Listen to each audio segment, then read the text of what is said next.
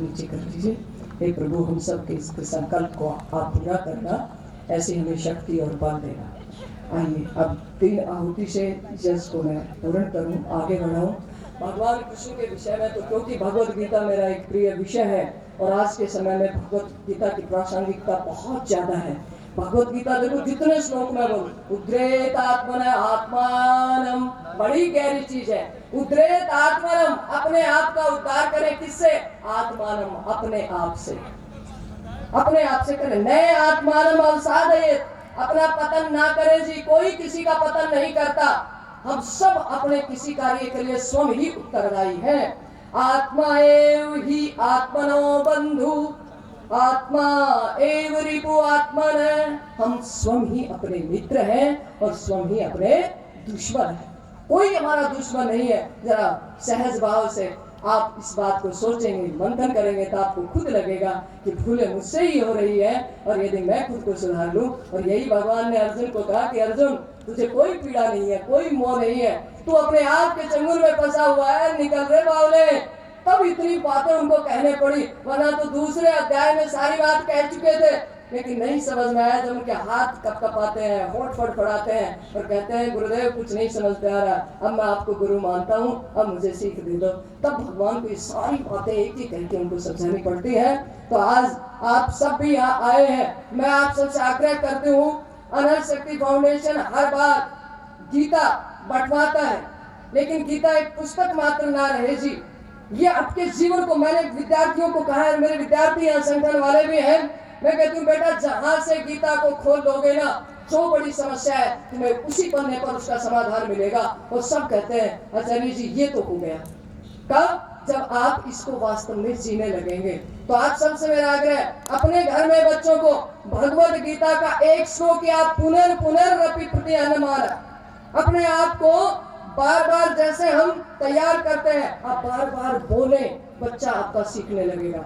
हमारे संस्कार वाले छोटे बच्चे हैं, वो बेचारे थोड़े से थक गए इतनी देर में, वरना वो आपको सारी चीजें यहाँ पर सुनाते, दिखाते कि कैसे एक 8 साल का बच्चा है, वो भगवत गीता के 18 श्लोक और ऐसे बैठ करके गाते हैं। ये जरूरी नहीं टीवी के ऊपर कोई मॉडल होते हैं वही गाए, हमारे बच्चे भी फिर बनेंगे अभिमन्यु, फिर बनेंगे राम, फिर बनेंगे कृष्ण, बशर्ते कि कोख उनको तैयार करने के लिए तैयार हो जाओ।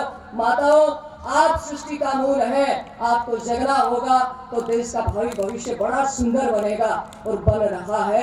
आप सबका इसमें जो साथ है वही काफी है। आइए अपने घरों में पुनः हम यज्ञ की प्रतिष्ठापना करें, भारतीय संस्कृति और सनातन को जिंदा रखने के लिए एक भाव से। आज मेरे यहाँ सर्वजाति 36 बिरादरी के भाई बहन, हमारे यहाँ 24 है, 24 बिरादरी के भाई बहन यहाँ मौजूद है, किसी में भी ये चीज नहीं है। आदरणीय संदीप मायत जी, उन्होंने एक बात कही कि बहन जी हमें कोई यज्ञ में बैठने नहीं देता, हम यज्ञ क्यों करें? तो आज वो भ्राता जी भी यज्ञ में बैठे हैं। मैं रविदास सेवा समिति के उन प्रधान का बहुत बहुत आभार व्यक्त करती हूँ कि आप सबने मिलकर के इस कार्य को सफल बनाया है, इस महान भगवान के उद्देश्य को पूर्ण किया है। आइए अब यज्ञ में 3 आहुति, पूर्ण आहुति डाल करके और फिर यज्ञ प्रार्थना पढ़ेंगे और बड़े सुंदर ढंग से आप कर रहे हैं। मेरा मन नहीं कर रहा उठने को। एक बार मुख्य अतिथियों से कहूंगे, एक बार पीछे मुड़ के देखना जी, आपको कोई भी अशांत अधीर भक्ति भाव से प्रेरित ही दिखेगा, अधीर नहीं दिखेगा। तो आइए 3 आहुति के सब कुछ परमात्मा के अधीन है और मेरा सब कुछ है मेरे राष्ट्र के अधीन है। तो 3 राष्ट्र के लिए आहुति डालें। ओम राष्ट्राय स्वाहा, इदं राष्ट्राय इदं नमः। ओम राष्ट्राय स्वाहा, इदं राष्ट्राय इदं नमः। ओम राष्ट्राय स्वाहा, इदं राष्ट्राय इदं नमः। अब पूर्ण आहुति करते हैं।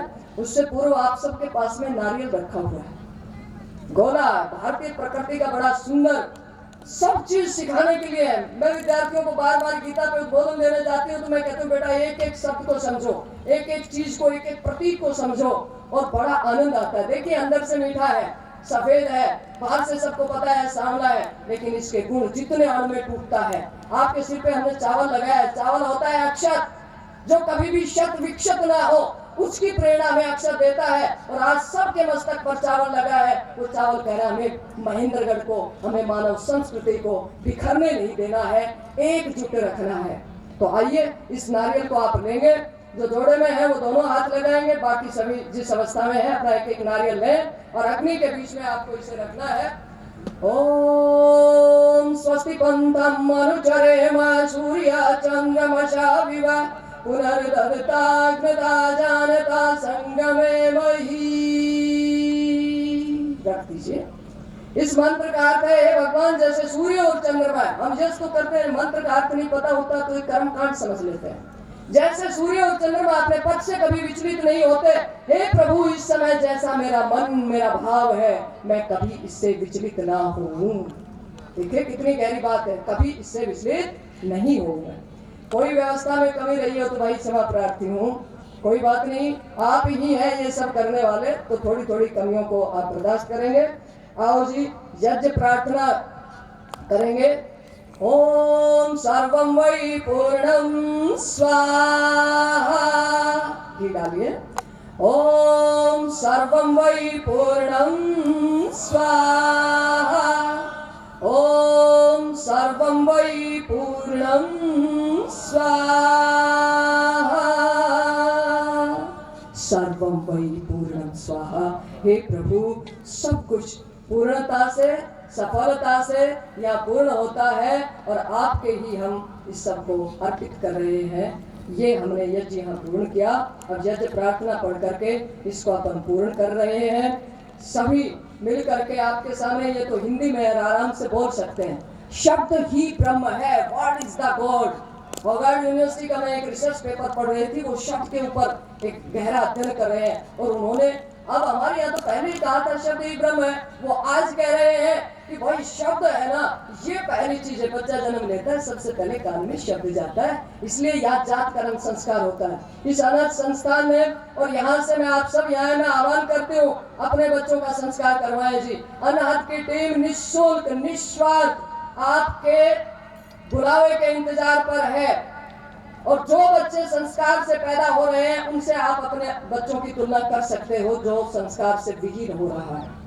तो पिछले साल में हमने 64 संस्कार किए हैं और अब गर्भवती माताओं को भी ढूंढते रहते हैं। अब इस कार्य में भी मैंने कहा कि सारे बहनें आओ, सारे पति पत्नी है वो आओ और संस्कारों को समझो। तो आइए अब ये यज्ञ प्रार्थना पढ़ेंगे मिल करके भावपूर्ण। पूजनीय प्रभु हमारे भाव उज्ज्वल कीजिए, छोड़ देवे छल कपट को मानसिक बल दीजिए, वेद की बोले रिचाए सत्य को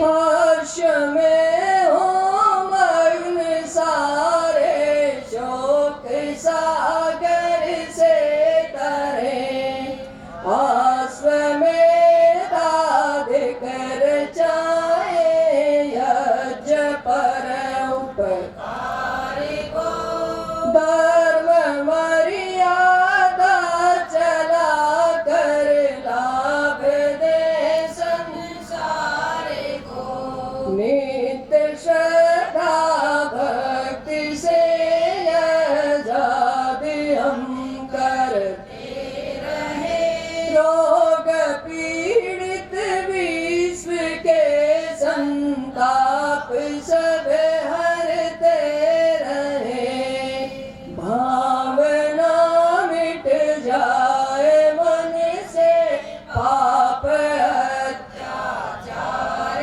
की, कामनाएं पूर्ण होवे यज्ञ से नर नार की, लाभकारी हो हवन हर जीवधारी के लिए, वायु जल सर्वत्र हो शुभ गंध को धारण किए, स्वार्थ भाव मिटे हमारा प्रेम पथ विस्तारे